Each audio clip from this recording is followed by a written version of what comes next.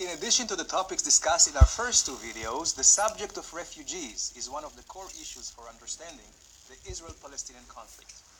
Who are the refugees? Why, more than 60 years later, is this still an issue? Let's look at the facts.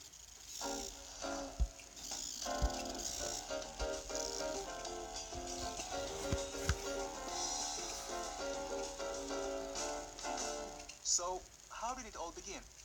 In May 1948, the local Arab population was joined by 7 Arab countries in a collective attempt to destroy the newly re-established Jewish state.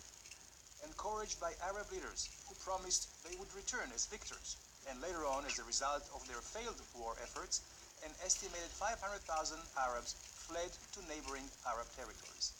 But is this the full picture? I'd like you to take a look at the refugees in these photos. Many people assume they are Arab refugees, fleeing Israel.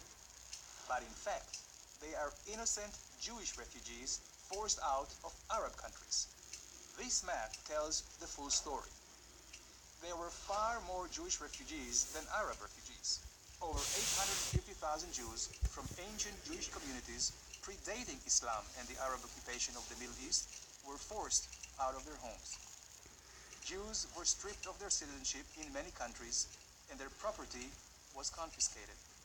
In contrast, 160,000 Arabs accepted Israel's offer to remain, and today they are more than 1 million Israeli Arab citizens with full equal rights living in Israel. Now, here is a question. Have you heard of any Jewish refugee camps? I didn't think so. The Jewish refugees were immediately welcomed and absorbed by Israel or by other nations.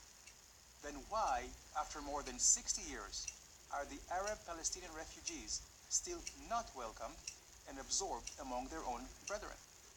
And how could their numbers have grown from 500,000 to 4.7 million? The sad reality is that the Arab refugees never had a chance.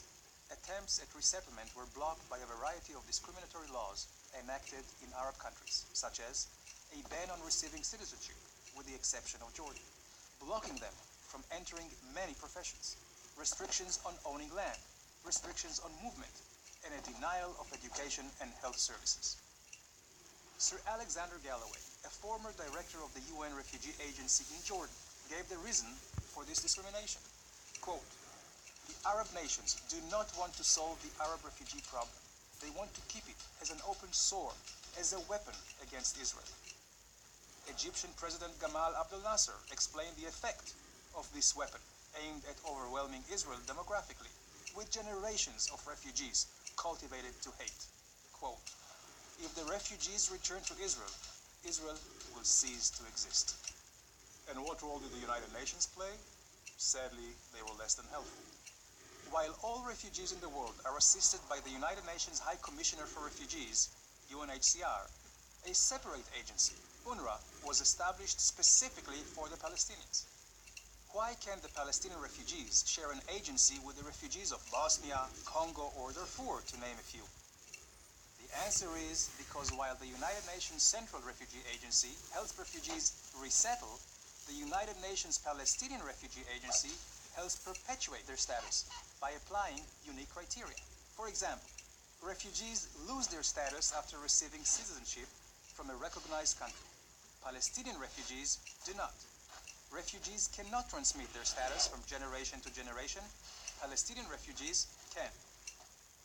Refugees are encouraged to resettle in other countries or integrate in their host countries. UNRWA avoids such policies. The United Nations spends on a single Palestinian refugee almost 3 times more than on a non-Palestinian refugee, and employs over 30 times the staff. The bottom line is, throughout the 20th century, the UN found durable solutions for tens of millions of refugees, while the Palestinian Refugee Agency has found, well, none. Some people may suggest this is hypocrisy. Let me share something personal. My father's family was forced out of Algeria. They and another 600,000 Jews from Arab states resettled in Israel. History has proven that resettlement and integration helped tens of millions of refugees during the 20th century reclaim their lives. However, the Palestinian refugees are trapped between Arab leaders unwilling to accept their brothers and UN agencies who do not apply equal and universal principles to all refugees. Is this just?